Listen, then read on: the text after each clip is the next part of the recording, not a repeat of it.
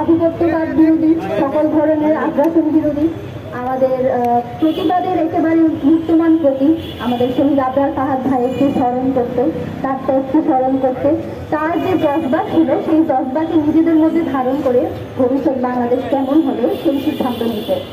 আপনারা জানেন, যখন আমরা জুলাই গণঅভ্যুত্থান যখন শুরু হলো, তখন আমরা অনেককে বলতে শুনতাম যে আগে যেটা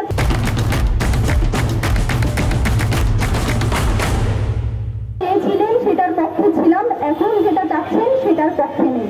কিন্তু আমি নিজে যে তখন ক্লাস 10 ছোট্ট পাস করে এসএসসি পাস করে মাত্র ইন্টার ফার্স্ট ইয়ারে পড়তাম, একেবারে অ্যাপলিটিক্যাল জেনজি, আমরা তখন দেখি একজন বুয়েটের শিক্ষার্থী সে শুধুমাত্র ভারতীয় আধিপত্যবাদকে অ্যাড্রেস করার কারণে তাকে মৃত্যুবরণ করতে হয়েছে। যেদিন আবরার ফাহাদ ভাই শহীদ হন সেদিন থেকেই আমরা এক দফার পক্ষে ছিলাম, সেদিন থেকেই আমরা ফেসিবাদ পতনের পক্ষে ছিলাম। আপনারা দেখেছেন কিভাবে শহীদ আবরার ফাহাদ ভাইকে সারা রাত ভর নির্যাতন করে হত্যা করা হয়। আপনারা দেখুন, এই যেই জেনারেশন, যে মেধাবী শিক্ষার্থীরা ভারতীয় আধিপত্যবাদের বিরুদ্ধে একটুখানি সোচ্চার হতো কিংবা একটুখানি ভোকাল হতো, তাদের উপর কি ধরনের নির্যাতন নেমে আসতো।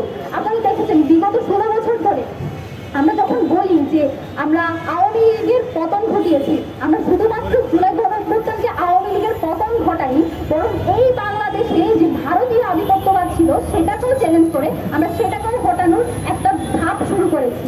আপনারা দেখবেন যে এই জায়গাটাকে কেন আমরা ভারতীয় আধিপত্যবাদের পতন বলছি, সেটার একটা সবচেয়ে বড় প্রমাণ হলো আবরার ফাহাদ ভাই। বিগত 16 বছরে সেটা শুধু আওয়ামী শাসন ছিল না, বরং বাংলাদেশের উপরে ভারতীয় আধিপত্যবাদ কিভাবে সাওয়ার হয়ে এই দেশের উপর প্রত্যেকটা সেক্টরে, প্রত্যেকটা সেগমেন্টে কিভাবে নিজেদের আগ্রাসনকে জারি রেখেছে, একটু একটু করে বাংলাদেশকে কুক্ষিগত করার চেষ্টা করেছে, তার একটা বড় প্রমাণ হলেন আমাদের আবরার ফাহাদ ভাই। কারণ আমরা দেখেছি যে আমাদের পাঠ্য বই থেকে শুরু করে, আমাদের সাংস্কৃতিক অঙ্গন থেকে শুরু করে, প্রত্যেকটা বয়ানে, প্রত্যেকটা কালচারে, আর্টে, প্রত্যেকটা সাহিত্যকর্মে একটু একটু করে ভারতীয় আধিপত্যবাদকে ঢুকানো হয়েছে। আমাদেরকে সারা জীবন শেখানো হয়েছে।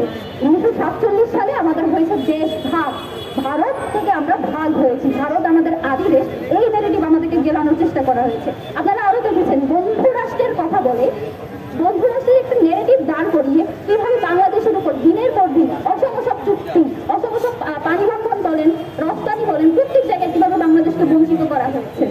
এই জায়গাগুলো যারাই অ্যাড্রেস করতে পারতো, যারাই এই বিষয়গুলো নিয়ে কথা বলতো, তারা সবসময় আওয়ামী লীগের জন্য থ্রেট হয়ে থাকতো। আমরা বর্তমান সময়েও দেখি একটা গোষ্ঠী যারা ভারতীয় আধিপত্যবাদ নিয়ে কথা বলে, এই যে এই ধরনের নেগেটিভ বা বয়ান তৈরি করে বাংলাদেশের মানুষকে, যারা অ্যাপলিটিক্যাল, যারা এখন বড় হয়ে উঠছে, আস্তে আস্তে পলিটিক্যালি সচেতন হচ্ছে, তাদেরকেও এই যে অ্যাপলিটিক্যাল কিংবা পড়াশোনা নিয়ে ভোটা দেওয়ার চেষ্টা করে। এটা শুধুমাত্র ঘটে যখনই কেউ ভারতীয় আধিপত্যবাদকে অ্যাড্রেস করে।